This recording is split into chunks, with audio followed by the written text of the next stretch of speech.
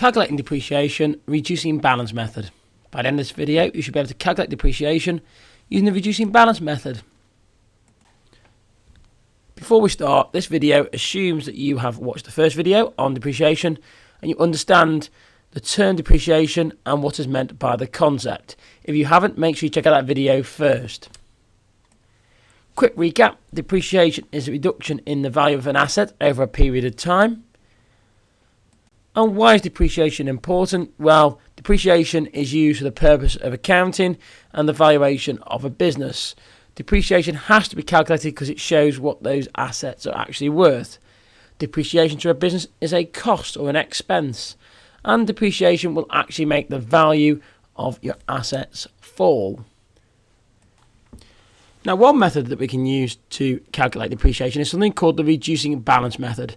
This is different to the straight line method that we've talked about before in previous videos. If you haven't seen that, check that out. And this process is a little more complex. The reducing balance method is all about reducing the value of an asset using a set percentage.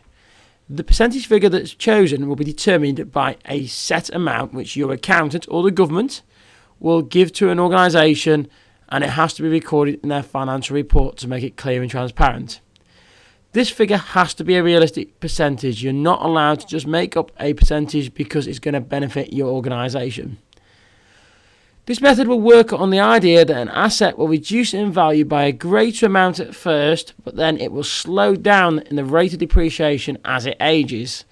This process is probably more realistic than the straight line method because it fits with many of the examples that we've talked about before with depreciation. So let's take the example of the van. It costs £16,000 to buy brand new. The van is expected to last for 5 years, and the accountant has told us that we can depreciate it by 20% each year. So, the information we've got the initial value of the asset, £16,000.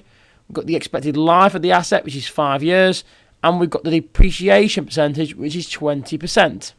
Let's use that to perform some calculations. So, in year one, the historic cost is a cost to buy the van. It cost us £16,000 to buy the van. The year one depreciation amount that we can account for will be £16,000 times by 0.20, or finding 20%. That means that in the first year we can account for £3,200 worth of depreciation.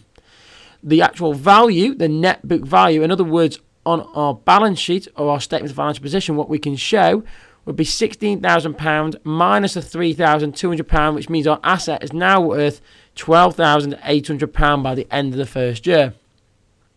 We now have to do that exact process for the second year. So year two, we now take our value of £12,800, we times it by 20%, and we get £2,560. We now find the actual net book value, so the value that we can record on our accounts. £12,800 minus the £2,560 gives us a net book value of £10,240 for the end of year two for our van. Now let's do it for year three. So in year three, our depreciation would be £10,240 times by our 20%, which gives us £2,048 worth of depreciation. At the end of year three, the net book value of our asset would now be £10,240 minus £2,048, which gives us a net book value of £8,192. So that is the value of our van at the end of year three, according to the balance sheet or the statement of financial position. Let's do it for year four.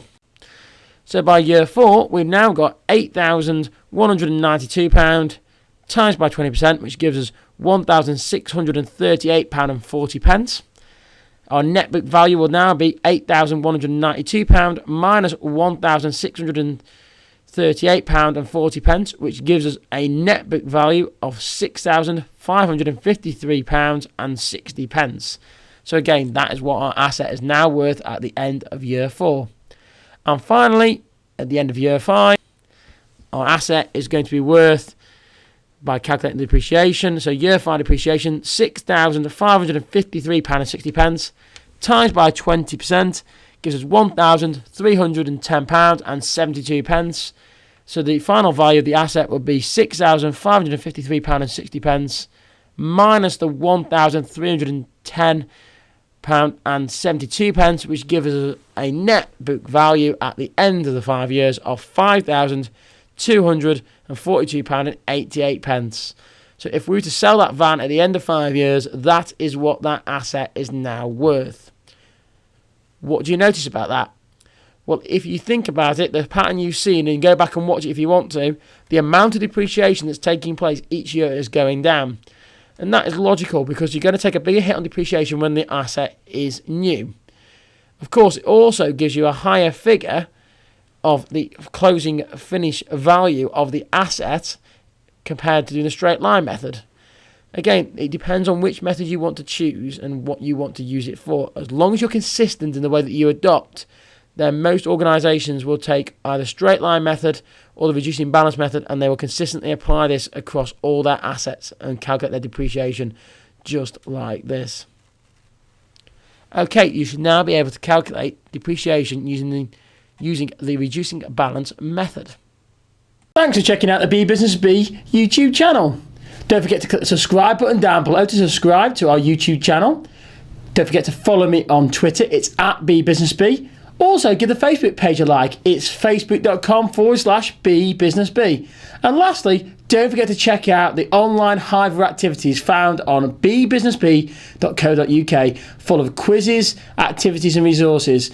And remember, until next time, keep buzzing.